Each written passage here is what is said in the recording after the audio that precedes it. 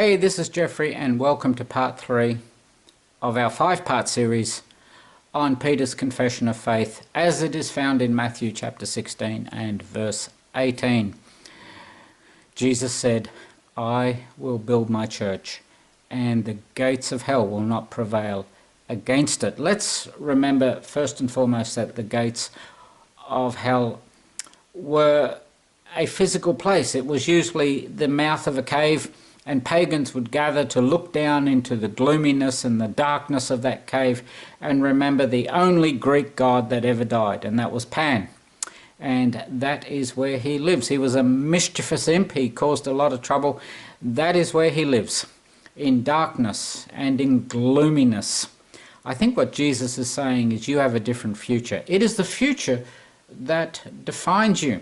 Mother Teresa once said that every saint has a past, but every sinner has a future. And it is what is possible for you that defines who you are.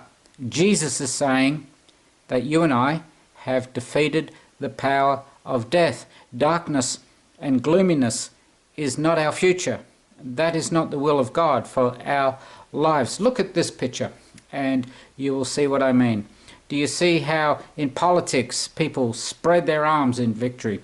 Do you see how in sport? And do you see how in finance, what a strange picture that is, people celebrating a victory? And of course, when we have victory, we exist in a state of joy and in a state of excitement, and we try to make ourselves larger than what we are. That's true in every culture. Well, you have won a great victory. You have won a great victory. Life has triumphed over death. The second thing that we see here, of course, is that we will live in a state of glory. And that is the state Jesus lives in. We see that in his transfiguration. We see that in the book of Revelation. There are angels that spread their wings over the glory of God to protect it, because that is the state in which God lives. And he loves you so much that he wants to share the life, and he wants you to experience life the same way he does. Every father wants that for his son. And that is glory. Those pagans looked into a cave filled with darkness and gloominess. You look to heaven where there is a state of joy and a state of glory.